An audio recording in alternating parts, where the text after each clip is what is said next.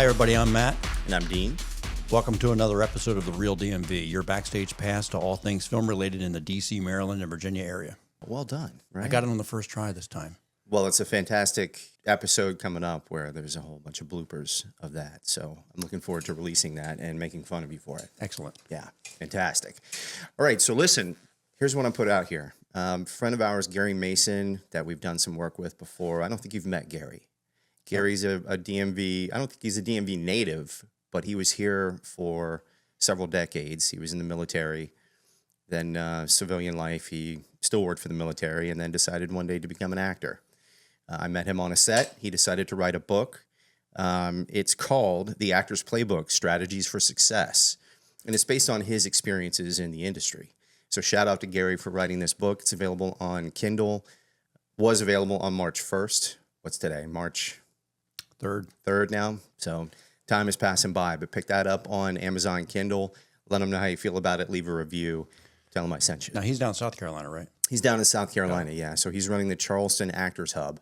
Great. At this point. So he's doing really well down there.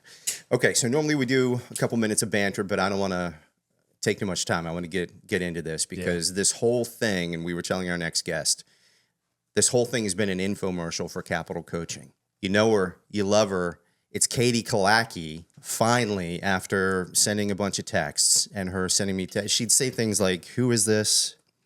What am I going to say? I don't know you. Why are you contacting me? You guys live really far. Yeah. Can you bring the whole studio to me?" Yes. Oh, that was a major, yeah. She's kind of bougie.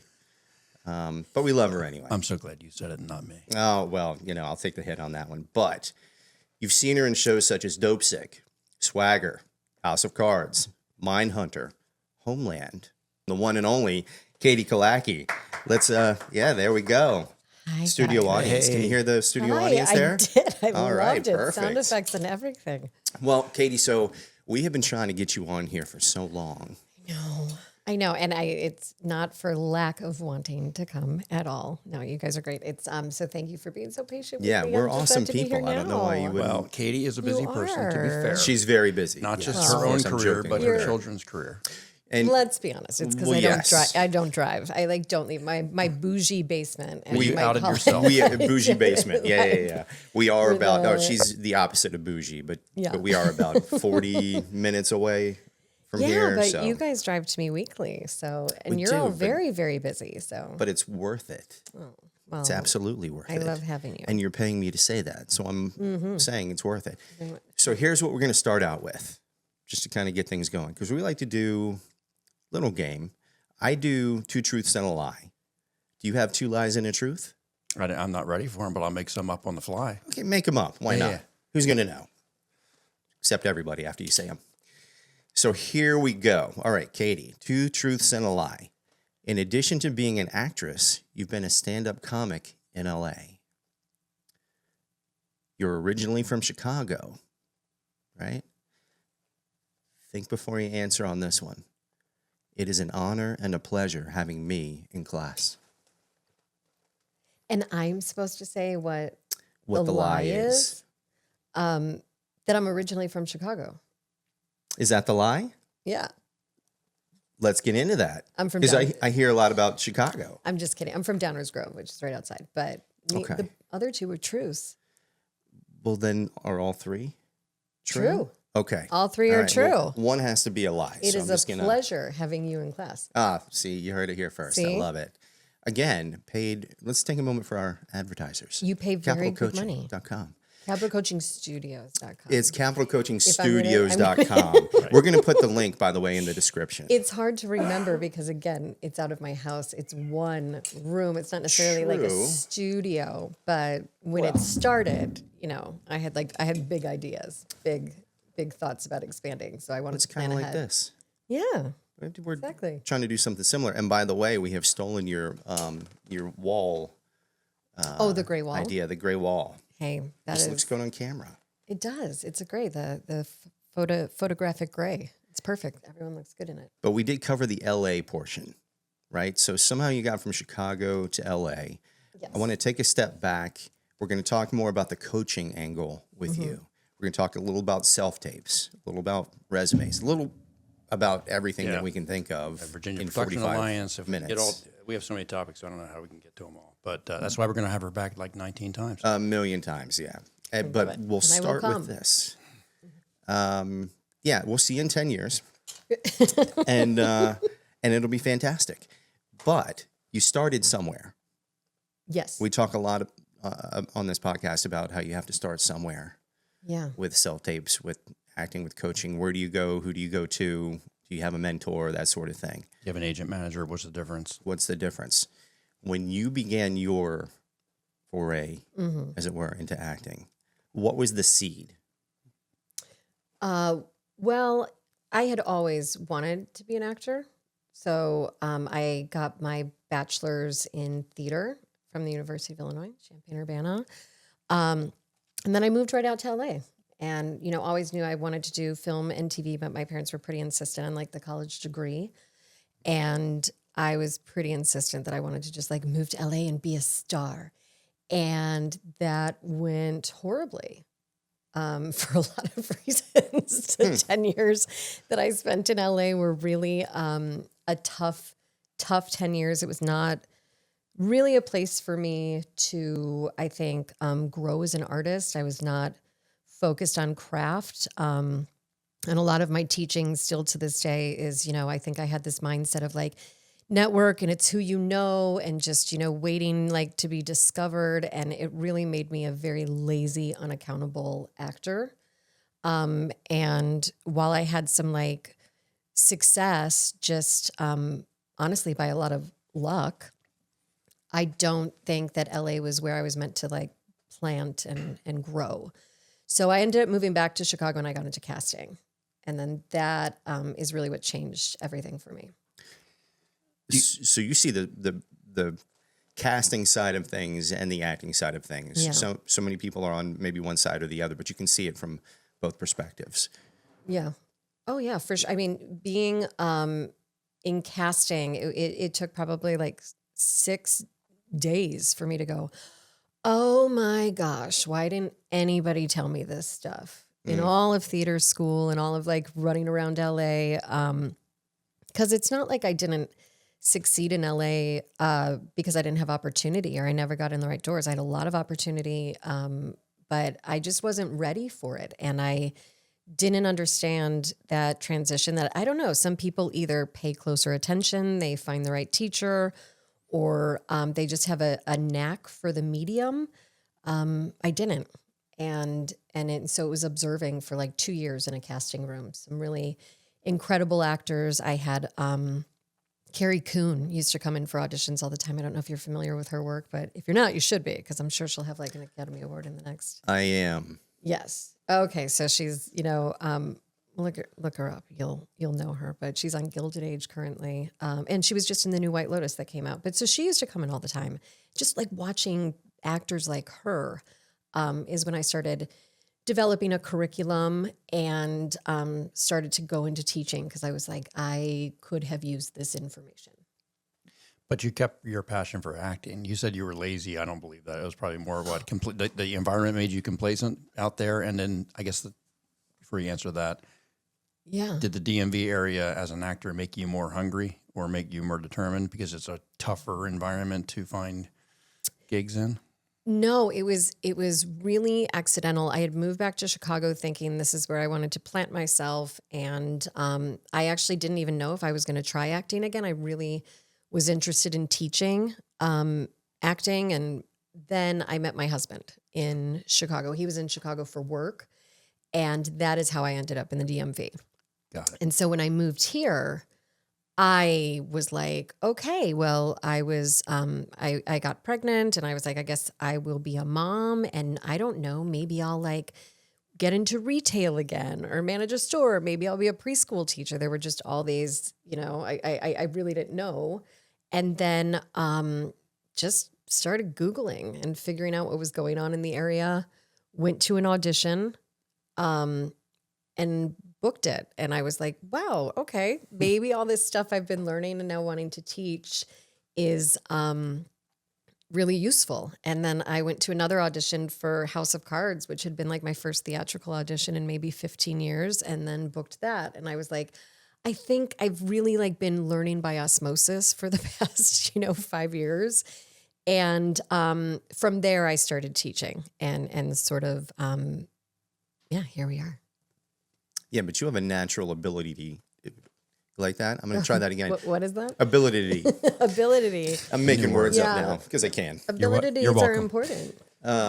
You have a natural ability to teach. Not everybody can teach these concepts that you are. I have not run into that yet. I think that's why so many people are attracted to Capital Coaching Studios, is that you have a way of coming across and this nature about you that make things so much better for actors. Yeah, I mean, I'm hooked. So I'm one of her new students. You've been with Katie now for what, almost 2 years? 3 years.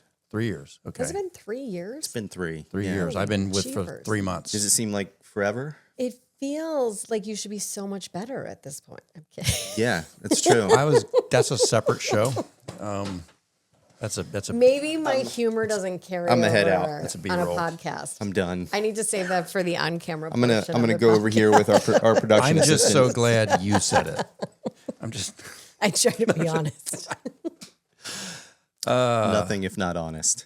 No. No, we've actually talked about this recently. You've actually come out of a plateau that you were in for quite a bit. We So talk about you know that actually yeah. on here and privately. If you were still in that plateau, I probably wouldn't have made the joke. But now that you're in a good place, Well, But that happens. You get to a point. right. we have similar-ish backgrounds. I'm former military. You have a government background, and one of the things that I think you maybe struggled with, and Katie helped break you of the habit of, was breaking out of that rigid mold, if you will. And she's found that in me, and she goes, I remember going through this with Dean, Yeah. and absolutely. I'm still trying to wrap my head around what is it that I'm doing, not doing, and or is this just an artifact of who I am? Is it going to have to stay, and I got to work around it? Do I got to, there's a million ways to look at that, I guess. Yeah, I think it's or one of my philosophies with teaching, I guess, is like it's never like that there's something necessarily wrong, but it's just like, okay, I just need to be aware that this is what I do, or like what I'm, and I'm sure there's people that will, disagree with me, or, concepts in teaching that will contradict it. But I think it's important, to even just filmatically, like the medium that we're in, it's a director's medium. There are just things that look good on camera and things that do not. And, like I have this really weird like wink I sometimes do, and I'm sure I do it in real life. I don't know where it comes from, but sometimes I see it on tape and I'm like, wow, that read felt really good, but God, I can't stop winking. Like, what am I doing? You're good at recognizing those tics, though, and that bleeds into this whole self-tape thing, because you're also very good at teaching that. So can you kind of explain a little bit about maybe how you learned?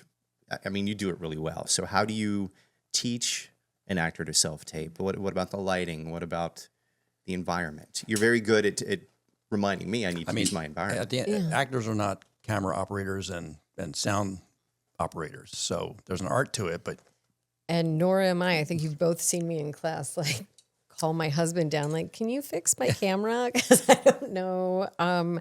I'm not great with lighting. I mean, it's very, very basic, but the DMV was kind of pretty, more specifically Atlanta Southeast was pretty instrumental in like starting self-tapes. I remember, so when I moved here, I'd worked in casting in Chicago. I had also done a bit of casting in LA before I left, a bit with a casting director out of New York. So by the time I moved here, the DMV was the fourth market I had been in, sort of learning the casting process. Because I thought that was so important as an actor, but also as a teacher, just to know how different, because every office really is different. Movies run differently than episodics. And I remember working for a different casting director on House of Cards. And at that point, it was okay to work in casting because I had been on the show. So I couldn't be on it any longer. So there wasn't a conflict of interest. But I remember it was just when self-taping was really becoming big, like maybe like 2016. And the best self-tapes were from Atlanta. and the worst ones were from LA and New York. Really? I mean, just Why was that? The muscle memory wasn't there. They didn't have to do think it. I think Atlanta had been doing it just so much longer. Okay. I mean, yeah, Atlanta really had the market on self tapes, and so during COVID, I think is when the bigger markets caught on to that. And yeah, I just think from watching, again, that's why I'm so insistent on like people doing group classes. I don't love teaching privates unless it's for something very specific or it's for a specific, audition. But in general, watching other people and watching other people's auditions is just because, like, early 2000s or when I was auditioning, I mean, further back than that, you never saw other people's auditions. Like, you just never. And gosh, actors are so lucky now that like you can go on Instagram and see other people's auditions. It's all over YouTube. When I think the act of getting up in front of other people too is Yeah. kind of important. It's huge. Yeah. And having real readers in the room with you. Yeah. Well, I think that was, sort of the difference between in-person auditions too and self-tapes is I know people do miss and love the in-person experience. And, there's a lot of debate over what is necessarily better. I think it depends on the actor. For me personally, I love the self-tape experience. They're just with scheduling in general, I get to do it when I'm in the mood, but also like my nerves were terrible in a room. Like they were just absolutely outrageous. I could not keep my nerves at bay. But also I think I wasn't very accountable for my auditions and really knowing what I was doing. And I think that there was less of an expectation for actors to necessarily have environment and sort of mini, obviously production value with their tapes when there was the in-person audition. So I think actors who don't really understand self-tape so much maybe miss the in-person experience more. But I think once you bring your head around it, it's like the better option. I mean, my takeaway from your classes so far is like, and you probably don't remember saying these things, but they stick in my head is, we'll go through all these multiple iterations of a self-tape and you'll be like, look, at the end of the day, guys, you're just making choices. Yeah. And you just got to pick one and roll with it. Or maybe two that are different. Or maybe two. Yeah, there's certainly choices you can eliminate, that won't make sense. Probably a better way to say it. Yeah. But I'm sorry, I didn't mean to cut you off. No, you didn't. That was an incomplete thought. That's my life. So it's two squirrels sword fighting. Oh yeah, fighting in I your get head. it. That minimum one. But yeah. Switching gears, what are some of the challenges you see in the DMV in terms of bringing productions to the area? I know you were a panel member for the VPA, which is the Virginia Production Alliance. Shout out to VPA. Join the VPA. Some of those topics came up. We had, I think, the SAG regional director there on the panel, some other folks. But we talk a lot about this in class. Like, we don't have a big production in the area. What's driving that? What's not driving it? Yeah. I don't know, to be honest with you. I think the industry in general is just the worst I've ever known it to be. Like the great actor depression. And this is, again, I think, separating union from non-union. In the union world, it's the worst I've just ever known it to be. But I think that's kind of universal, not just the DMV. I think LA and New York are experiencing the same thing. Certainly tax incentives. My larger concern would be like, if and when a production comes here, will they be casting and using local actors? So that is more the, discussions that I've had with SAG and things that we can do to sort of prep for that when the time comes. Well, we see examples of that right now with Lioness, which is shot in Baltimore maybe, but they use a lot of New York actors. And there may be a ton of reasons that drove those decisions. Yeah, exactly. We just don't know. Right. Headshots, resumes. Yeah. How important? Obviously very important, but I mean, there's a style, there's a way to do it. But there's also maybe a philosophy of if you're just starting out, have something. Yeah, absolutely. I mean, I think headshots are way more important. And your resume really doesn't have to have a lot on it, but I think it needs to look like an actor resume. And I know, like, not even necessarily, coming from, military or law enforcement or government, but a lot of my corporate students seem to really it's very difficult for them to turn in a resume that doesn't have dates and like just a full page of information. But the truth of the matter is it can maybe make you look a little green when you're doing a more corporate resume.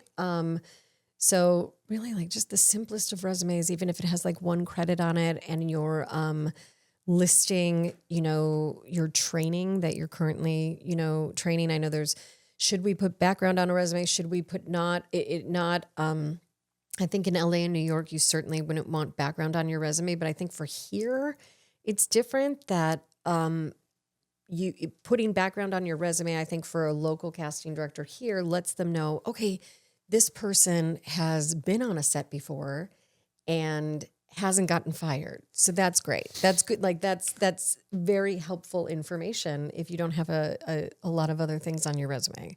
So that's something that I think is very market specific.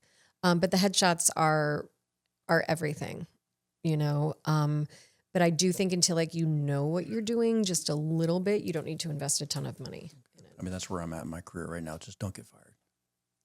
Just don't get fired. The men bar. Right? Yeah. Just don't get fired. Don't get fired. That's all.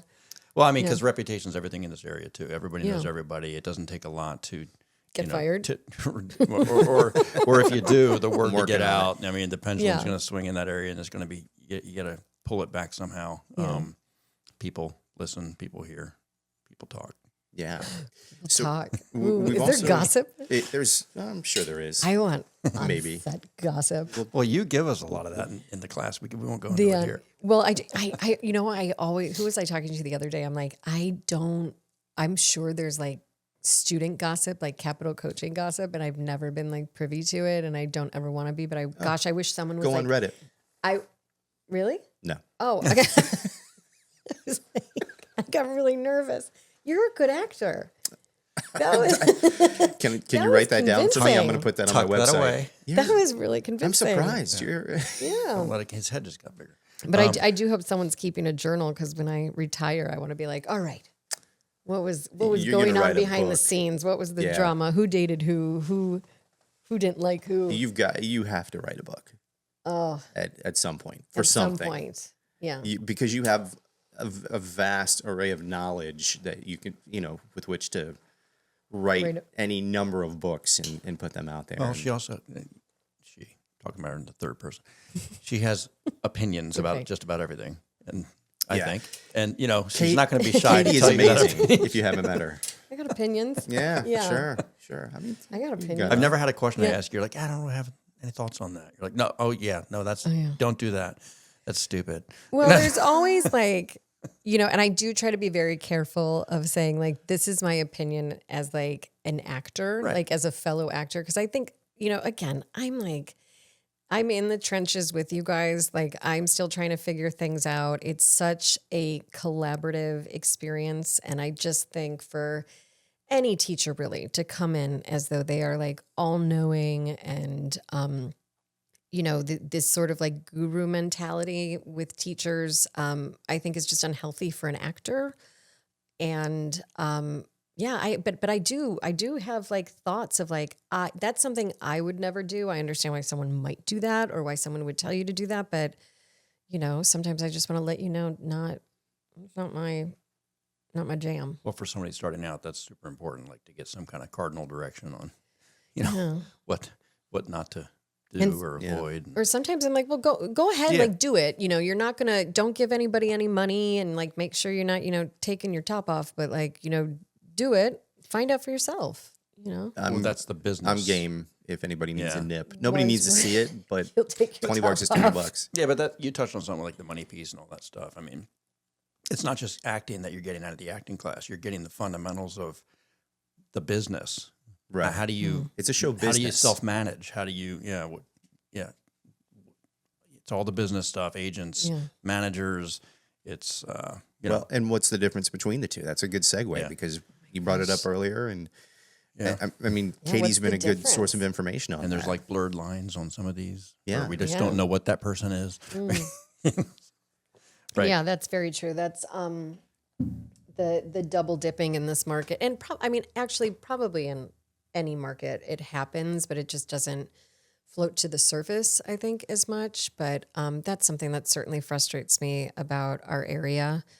That it is what it is. We kind of have to work around it, and again, someone in the industry who I admire a lot was when I was like complaining about all the double dipping. They were like, listen, this is like the wild, wild west. So the good news is that also means it allows us to do some other things a little bit outside the box. And I was like, that's a good perspective. I always So, like to Yeah. pretend that I'm educating the audience. Really, it's just for me. Yeah. Can you explain double dipping? Oh yeah. I think when, and you could even say perhaps that I could have been accused of it at one point when I was sort of transitioning out of casting into teaching, where you're sort of dipping into two, the biggest thing is usually it happens with casting directors and agents, where it's like, well, which are you? Are you a casting director or are you an agent? Because when you're posing as both, it is super detrimental to the process as a whole. And it's also a big reason why we don't have a ton of casting directors or agents here, because there's so much double dipping going on. And long story short, double dipping essentially means that said person posing as both is taking a cut from both sides. The way it should work ethically, I don't even know the right word, but the way it works traditionally in New York, LA, and Atlanta, Chicago, the markets that, do well, is you have your agents who are taking the cut from actors, and you have your casting directors who are basically getting paid by production and being represented by the production. And it should be kept separate. It needs to, in order to really have a thriving market. We don't have that here. We have a lot of people that are a casting director one day, they're an agent the next day. They're kind of acting as both casting director and agents. Production companies catch on to this because they're saving a ton of money, and what do they care? Well, I'm sure maybe some of them would care if they know. That's an unfair statement, but they're just like, oh, it's way cheaper just to hire said casting director, and they'll just get me, all the actors, or I'll just go to this one quote unquote agent, and I don't even need to hire a casting director. So then we wonder why did all our good casting directors move to New York or Atlanta? Well, because none of the production companies will hire them. Don't double dip. Don't double dip. Well, I think that's a reason for the VPA, just to kind of keep You dip people the chip. You double dip. double dip. Yeah. Yeah. All right. There's a whole episode on that. Yeah, there is. You know that one? Double dip. We can edit this out. Is that a Seinfeld? It's a Everything. Yeah. God, I don't know. That is These Seinfeld. Pretzels Are Making Me Thirsty. That was our whole trailer. That was the whole shtick behind our trailer. It's a very Meisner-y kind of. Double dipping. Yeah. Did you say you're editing this part out? Because I just kind of like had No, some acid we reflux probably there. won't. It's funny. probably going to stay in there as a... Yeah. good. Every... And I keep Click. forgetting we're on camera, and I've like rubbed my Burp. allergies. 20 times. Yeah, no, we put it all Rub out of the there. nose, Listen, every. we're human. This is going to love get it. views from both of our subscribers. All three. I'm one of them. All three. Well, then you will enjoy this I'll when just you watch watch it again. I'll watch it Me, 20 times. you, and my cat. I love Right. it. So you have had the chance to work on so many different sets. I kind of, for time's sake, are we allowed to mention what your daughters do? Are we allowed to Yeah. mention your daughters? Yeah. Okay. Thanks for asking. But Well, yeah, I mean, it's we try not to put personal things out there, but they are in the industry. they are in the industry. Yes. So I know how that came about. Mm. But if you can, well, yeah. we may have We've had talked about it. conversations. Yeah.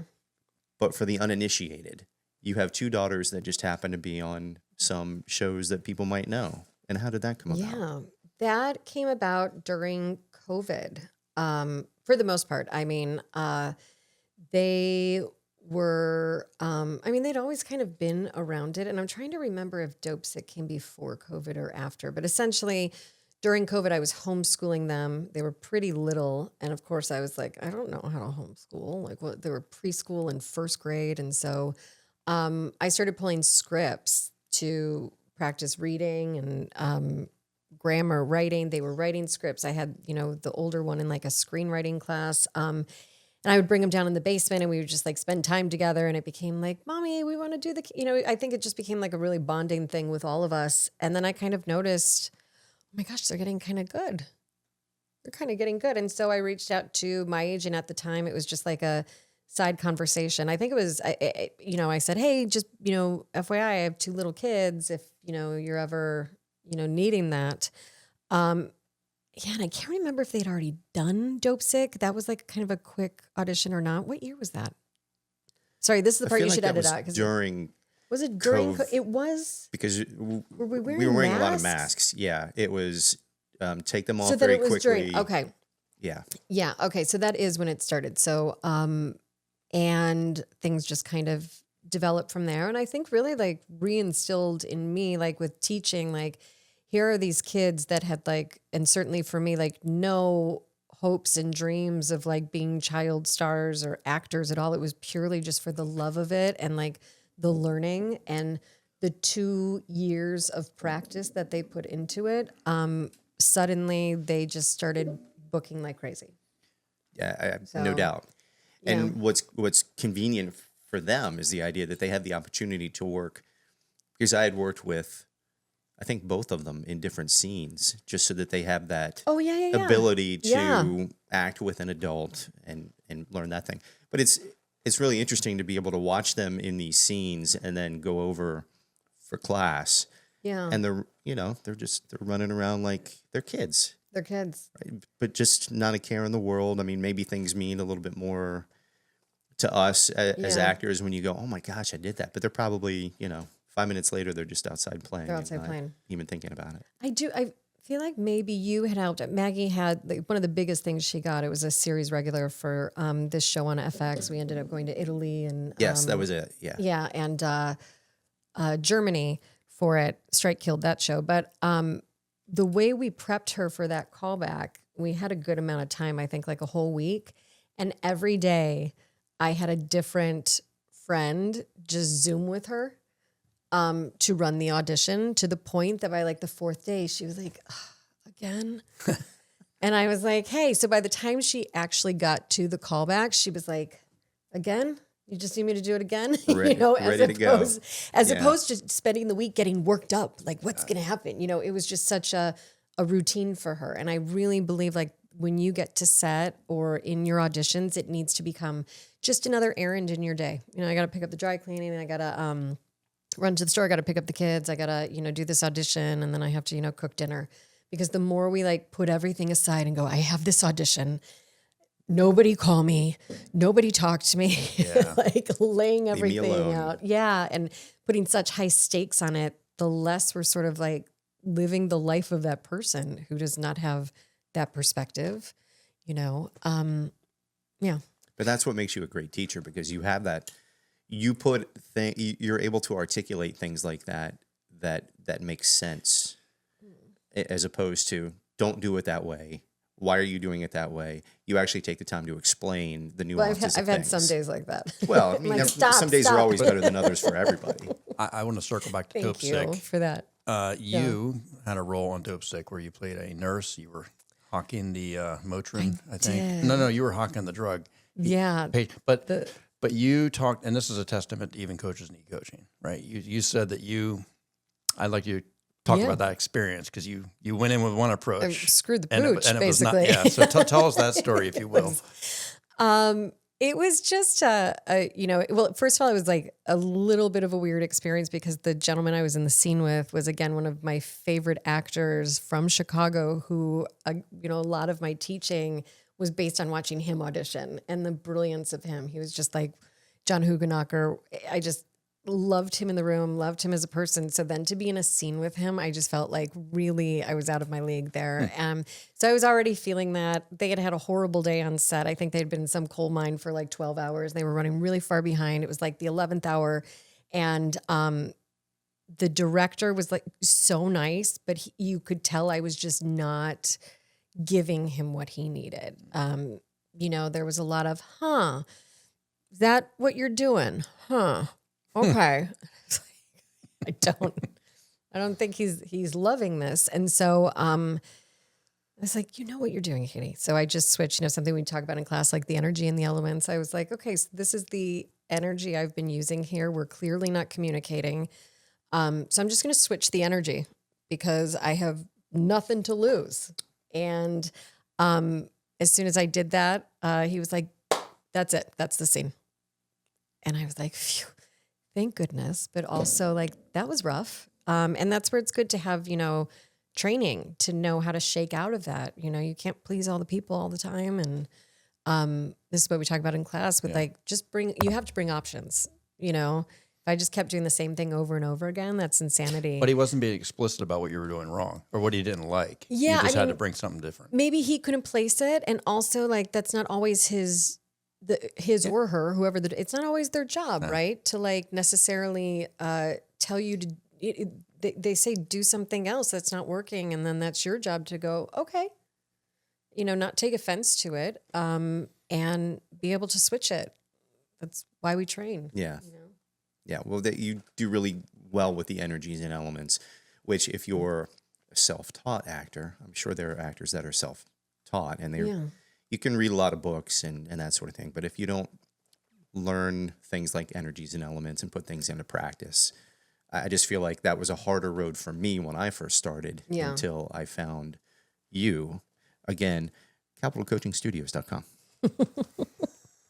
Very good. I like that voice. Well, and you can find, energy and elements, that's one way to phrase it. There's, Laban, there's also, it's like the slashing and the, different tools that don't always have to be necessarily what we do in class, but sort of whatever you can take away from any class, honestly, like even sometimes bad classes can be good to show you what you don't want to do. And, how you said earlier, some things stick with you and hopefully they're good things. My biggest fear as a teacher sometimes is that something's going to stick with someone that was, I said maybe offhandedly, that they have now chosen as a label for themselves.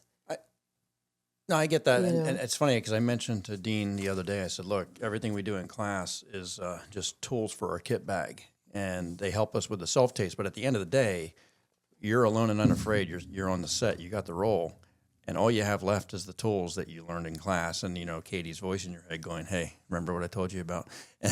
So, but that's all you've got. And so it's all in preparation for making you confident and independent once you get on site. So Yeah, I did an audition with Matt recently here right behind me. And I think it was your voice in his head as I was doing it. And he said, no, I'm hearing Katie right now. And she would probably say this. And I did it that way. And I'm like, oh, yeah, that's a far better way of doing things. And then I don't think anybody's watched it yet because that was an unlisted Are you YouTube. pensively going to I am WeTransfer? looking at it every 5 seconds for the last 3 weeks. That's exactly what you're supposed to do. I thought Stress you were about it I the thought moment you fire it off. Think anybody watched it because you didn't book it, so clearly nobody saw your work. No. I got a message from my agent that said something like, well, because things are happening in the federal government right now, and it was an industrial. So that is not happening at the moment. Yeah, every time you fire off audition, stop everything else in life and just wait. Just wait. And just wait and just keep refreshing. Keep checking your phone. Refresh. But again, I'm contradicting myself because the audition is the job. That's right. So that is level success. We talked about that. Yeah. Like what is success? I felt fine with the audition, and there could be any number of things that they, if and when they actually watch it, they may or may not like about it. So yeah. No, it is so true though that every audition preps you for the next one, and it can be frustrating. I mean, this is the longest I've ever gone without working, and so I've certainly had my moments, where I've started, the self-doubt starts to creep in, and especially when I'm teaching, but I have to just remind myself to stay the course, and the joy of it, and that I don't know. Do you feel like that your teaching is becoming less relevant because you haven't had as many roles? Is that what you're getting at?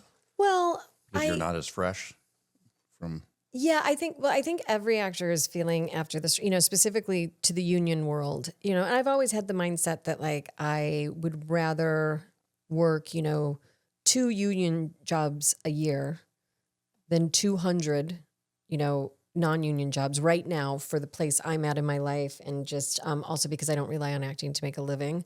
And I also feel like I pounded the pavement enough for a long time doing that for me, in order to take the time away from my family, like the union jobs, obviously, very pro-union, but there's been some issues. And so I think I could always count on every 4 to 6 months booking some kind of like nice big job in this market. But now it's been, I think, a little over a year. So if you're looking by metrics, which I think we all just inevitably do, that starts to make you doubt, like, do I know what I'm doing? Or as a teacher, I start to go, okay, are things changing? Because that's another thing, right? Like, are things changing in the industry? And I haven't quite caught up with what people are doing. Are people now filming outside and really smoking? And I don't know that. Like, what's the? Well, it's hard to tell because things change so often. They change so often now and so quickly. So, but I think that's also good too, to be questioning and open to learning and still trying to figure it out. But at the end of the day, I'm just, trying to hand in good work and find the joy in, the process. And that's all you can do, especially here right now where it stands with, productions. Well, I think you found a niche to fill because obviously, even if you haven't booked something in a while because of the state of the industry, not because of you, you're still able to use your techniques and your background for the betterment of others, including ourselves. So we appreciate that. Not a lot of people get that opportunity. No, I am so, I hope I say it enough and I hope it doesn't sound like total baloney, but I am so grateful for my students. I don't think I'm not buying it. No, you all are like, Take two. When you guys say nice things to me, it warms my heart and I am like over the moon and I've been so blessed. Also, as you know, I'm a horrible business person. So like having a referral only business has been, and let's be honest too, there's not a ton of competition in the market. There's some, nice teachers here that, but there's not, it's not like we're in New York or LA where I have to really, be competitive. So that's, been helpful. But also I feel like this is more my calling maybe than being an actor. Like the acting stuff is like ice on the cake right now if I get the jobs. But like, I think if you took the teaching away from me, I wouldn't be as fulfilled. And, it's allowed me to be a stay-at-home mom and to, feel like I'm using my degree, which how many people get to use their theater degree. Yeah. And I get to like, honestly, like every student I get to meet, I'm just so blown away, like you two. And I have like sometimes like lawyers and doctors and I'm just like, they want to hear what I have to say. Like, this is so, I'm so grateful. Well, Matt is very good about, he needs things in crayon. When I'm not eating them. You said it correct. There's that. That's the Marine in you going, You just made me hungry. And I need, with my background, pop-up books and maybe like they scare me. Animation, drawing like new that. diagrams. Dinosaurs jumping out. That's what I need. I'll go slow and try it. It's the For Dummies version, but you have helped so many people, and that's not an exaggeration. And we hear about it, even if you don't. That is so lovely. So thank you. And with that, I think we're unfortunately out of time. Matt, I just got a message from one of our studio audience, people that actually, our only member of the studio audience. We have an audience. We do. We have at least two subscribers. Hi, Mom. Appreciate it. And so we just wanted to put this out there. Something else about Miss Katie Killacky. Apparently,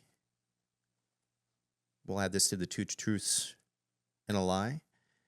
She was runner-up in the Miss Illinois Beauty Contest and can sing. Maybe she'll sing for us. No. No?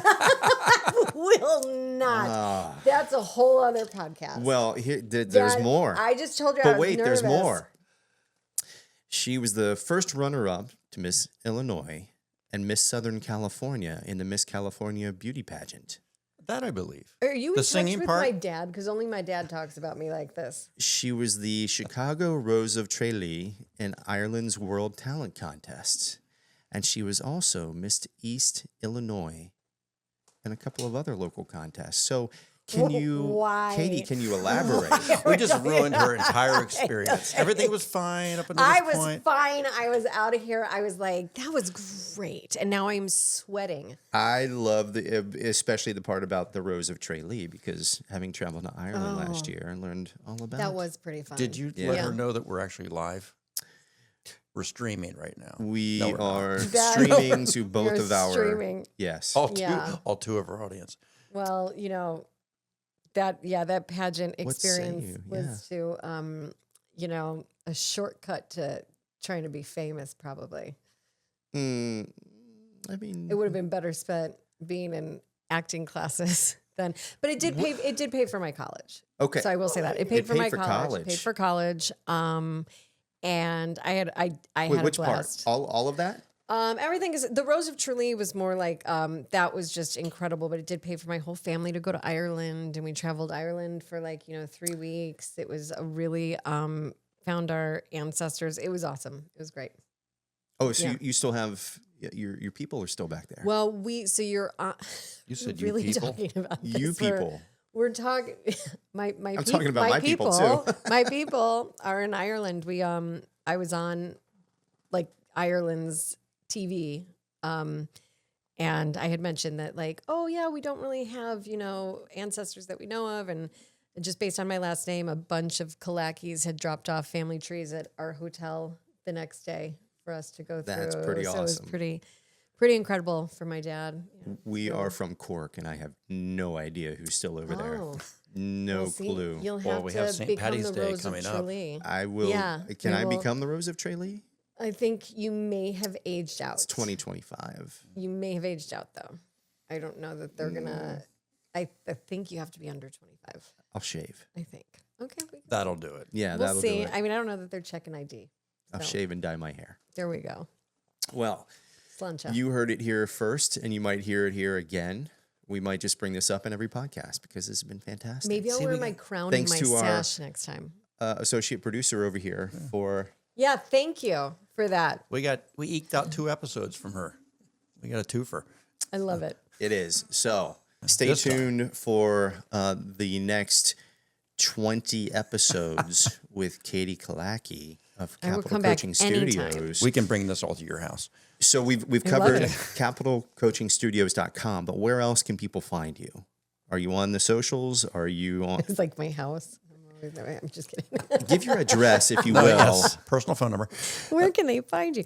I am on the socials, but we know I'm not great on the socials. But they can certainly find me on the socials, either personally. I mean, again, I'm fine if people reach out to me just personally. That's more my style to get to know people even before the, it's not just going to the website and signing up for classes. I kind of want to talk to you first. I want to make sure you know exactly what you're getting into, make sure it's the right fit for you. Just want to know I want to know where you're already at, what you're looking, to accomplish, and make sure that I can help with that. So, We had somebody yesterday that had asked about you, and we mentioned that you're very good about opening up your studio so that somebody can come in and see if they're the right fit. Yeah. Or, it is a situation. It's got to be right for both of you. Yeah, absolutely. And yeah, because I work out of my home. The studio's out of a space in my home, and not everybody wants that off the bat. Some people want, I think, the bigger group experience, the bigger sort of scene study environment, and yeah, let's figure that out up front. Yeah, I feel, I agree. Yeah. Well, Katie Killacky, finally, we get you here. Finally, Right. You guys, thank you so much. For having me. Take me off your blocked list when I send you texts for the Me? next She's episode. a Luddite. She doesn't know how to do that. That's right, technology. If Got you it. happen to find this useful and helpful, obviously find us on all the socials, like and subscribe, doing all the obligatory things that we need to say so that you follow this show, because we're here as a resource to help novice and veteran actors to find their way in this business. So like and subscribe, find us on the socials, and we will see you soon. Love it. Thanks, guys.